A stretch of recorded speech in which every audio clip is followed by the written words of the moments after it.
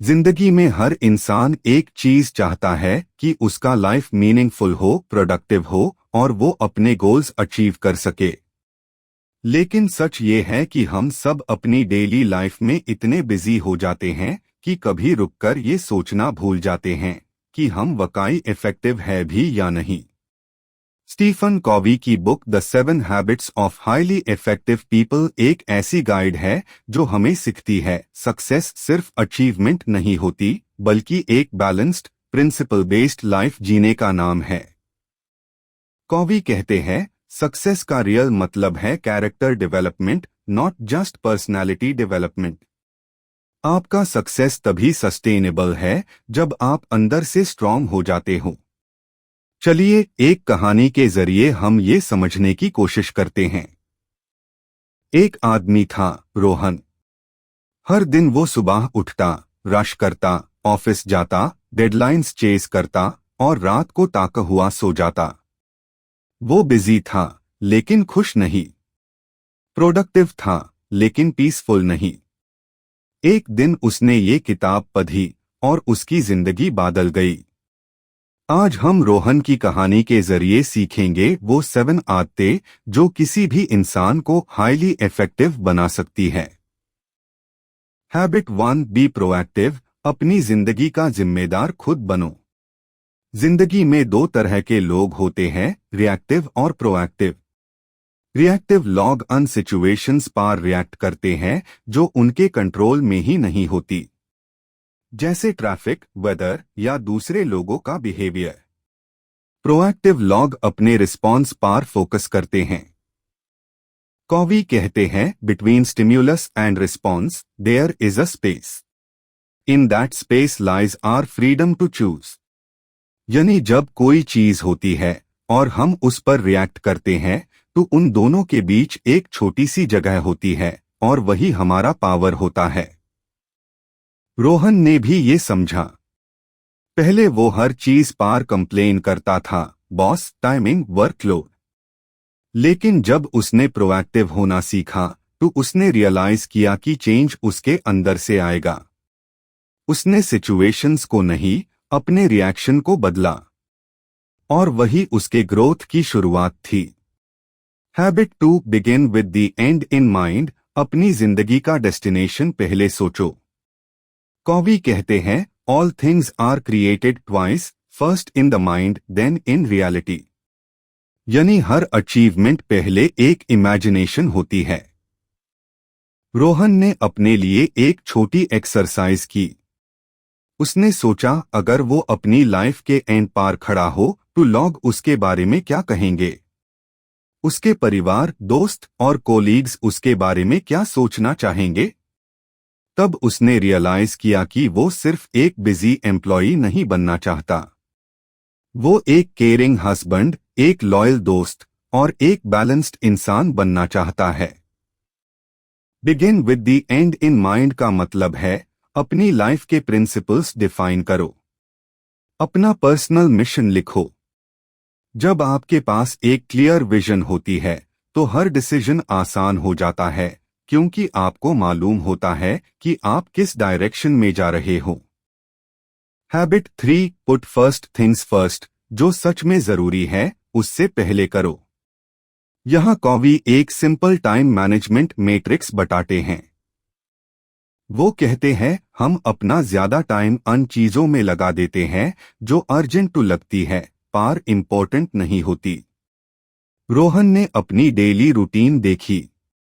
Meetings, emails, small tasks सब urgent लगते थे, लेकिन उसने समझा कि फैमिली के साथ वक्त बिताना, हेल्थ का ध्यान रखना और अपने करियर गोल्स प्लान करना ये इम्पोर्टेंट चीजें थी जो वो इग्नोर कर रहा था। उसने अपनी प्रायोरिटीज बदली। अब वो हर सुबह एक्सरसाइज करता, हर रात 15 मिनट सेल्फ रिफ्लेक्शन लिखता और वीकेंड पर अपनी फैमिली के साथ टाइम बिताता। पुट फर्स्ट थिंग्स फर्स्ट का मतलब है अपने वैल्यूज के अकॉर्डिंग जीना, ना कि सिर्फ अर्जेंट टास्क्स के according. Habit 4, think win win. सबके लिए जीत की सोच रखो। दुनिया को अक्सर हम जीत हार के नजरिए से देखते हैं। जैसे अगर मैं जीत गया तो तुम हारे। लेकिन कॉवी कहते हैं विन विन सोच एक माइंडसेट है जहां दोनों तरफ से बेनिफिट होता है। रोहन ने ऑफिस में ये हैबिट अप्लाई की। जब उसका एक कोलीग उसके आइडिया के अगेंस्ट था तो रोहन ने आर्ग्यू करने के बजाय उसका पर्सपेक्टिव समझा। उन्होंने मिलकर एक नया प्लान बनाया और दोनों का प्रोजेक्ट सक्सेसफुल हुआ।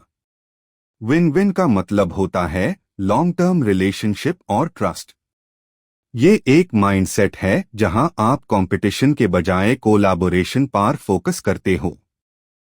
Habit 5 seek first to understand then to be understood. पहले समझने की कोशिश करो फिर समझाए। अक्सर हम सुनते कम है, जवाब ज्यादा देते हैं। कॉवी कहते हैं एम्पैथिक लिसनिंग एक स्किल है जो सबसे इफेक्टिव कम्युनिकेशन बनाता है।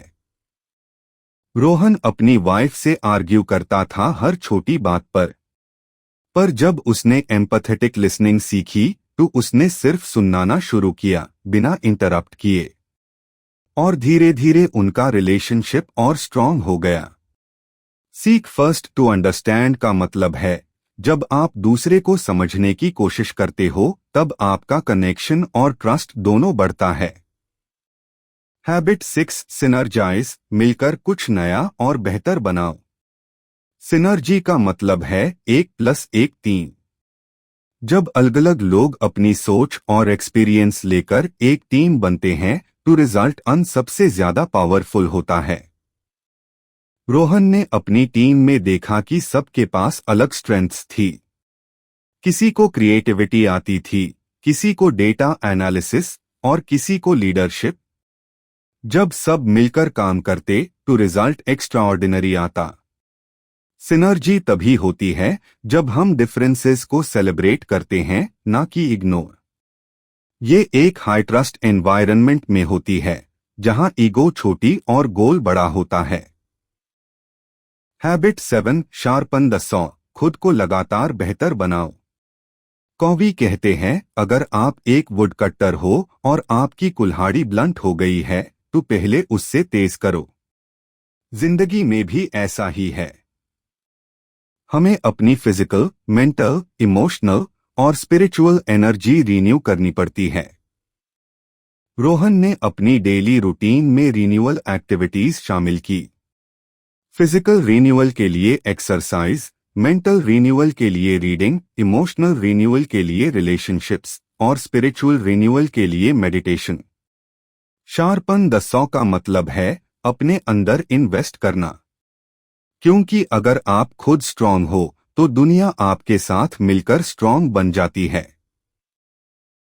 और इस तरह रोहन की जिंदगी धीरे धीरे ट्रांसफॉर्म होने लगी। वो वही इंसान था, वही ऑफिस, वही रिस्पॉन्सिबिलिटीज, लेकिन अब उसका नजरिया बदल गया था। उसने अपनी जिंदगी कंट्रोल करनी सीखी, अपने गोल्स डिफाइन किए, प्रायोरिटीज सेट की, रिलेशनशिप्स सुधारे और खुद को ग्रो करते रहा। स्टीफन कॉवी की ये किताब हमें एक सिंपल मैसेज देती है। Success is not something you pursue, it's something you attract by the person you become. अगर आप भी अपनी जिंदगी को एक नए लेवल पार ले जाना चाहते हो तो ये 7 आदतें अपनाओ। पहले खुद को मास्टर करो, फिर दूसरों के साथ मिलकर ग्रो करो और हमेशा खुद को रिन्यू करते रहो। रोहन की तरह आप भी अपनी स्टोरी लिख सकते हो, एक पीसफुल, पर्पसफुल और पावरफुल लाइफ की स्टोरी। आंखें बंद करो, सोचो, अगर आप अपनी लाइफ में ये 7 हैबिट्स अपना लेते हो तो आप कितना ज्यादा कॉन्फिडेंट, काम और क्लियर फील करोगे। हर दिन एक न्यू बिगिनिंग बन जाता है और हर आदत आपको उस इंसान के करीब ले जाती है जो आप हमेशा बनना चाहते थे।